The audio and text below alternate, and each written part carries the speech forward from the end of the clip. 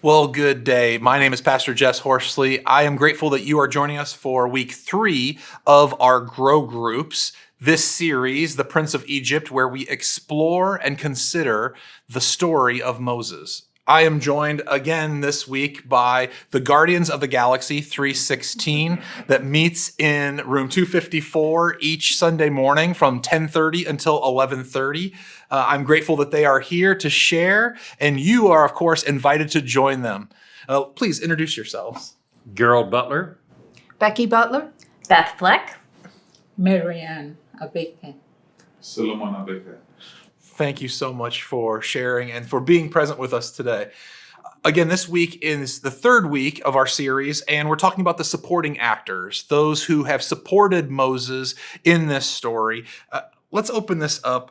Who is someone who has supported you, encouraged you, and mentored you, and how did their actions affect you?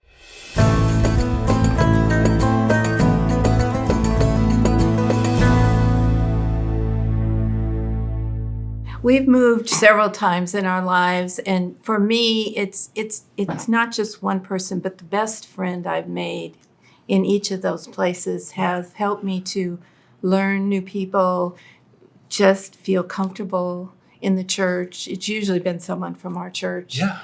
And even today, especially the ones in St. Louis, I still travel frequently back and meet with them, and I just don't know that I would have felt so comfortable without them. Yeah, thank you so much for sharing that. Our focused scripture passages this week come from Exodus 4. So we explore the relationship that Moses has with his brother Aaron. From Exodus 15, where we meet Miriam, Moses' sister. And in Exodus 17, where we meet Joshua, Moses' aide. So throughout these experiences, each of Moses' supporting actors play a significant role in his life. They allow him to actually do his mission and ministry. Without them, Moses would not have been able to do what he did. So again, an open question to our group here this day is, I want us to consider Aaron, who speaks for Moses when Moses doesn't have the words. This is from Exodus 4. The question we want to consider is, who has spoken up for you when you didn't have the words, or who has stood alongside you when you didn't know what to do?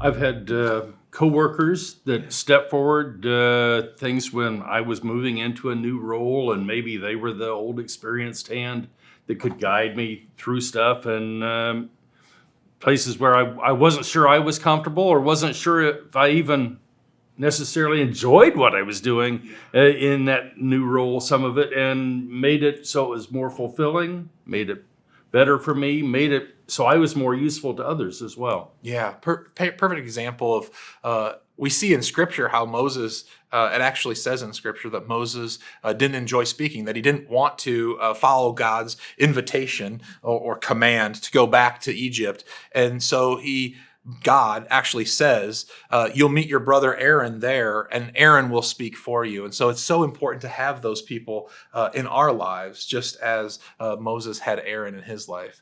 A next question.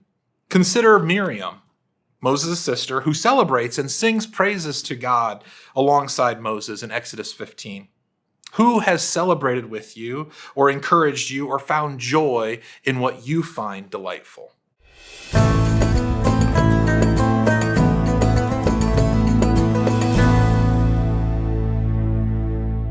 My friends, the people that God has put in my life, that's who you want to surround yourself with, that not only can celebrate with you, but also can grieve with you. And I know that they have my back, but they can also tell me when I'm being an idiot and I'm taking things too seriously or whatever. I think that's what we're here for, is to be God's light. Yeah, there's something really beautiful too about this relationship when we see it. The Song of the Sea is actually sung out of leaving Egypt, right? And in the actual Exodus, and those people who, even in our challenges, are able to actually come alongside us, hold us accountable, encourage us, but also sing those praises and surround us with the joy and the delight, even if we're not able to always recognize it. I think we sometimes miss the fact of how difficult and challenging the Exodus would have been for the people of Exodus. We don't really consider or think about everything that they actually were leaving behind. Consider this, Joshua, who aids and assists Moses. He writes and he reads for Moses. He joins Moses on Mount Sinai. He's the actual only one who actually goes with Moses. So who has been the person that comes alongside and supports you in your mission, your ministry, and your life's calling?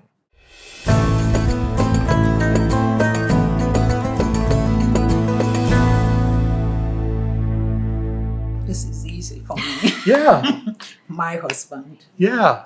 When I think of the Joshua following me alongst my journey, I would say my husband all through the every step I've made, and even outside his orbit, he's still there, watching and saying you can do it, or okay, you're not doing it the right way, you're focusing on the wrong thing.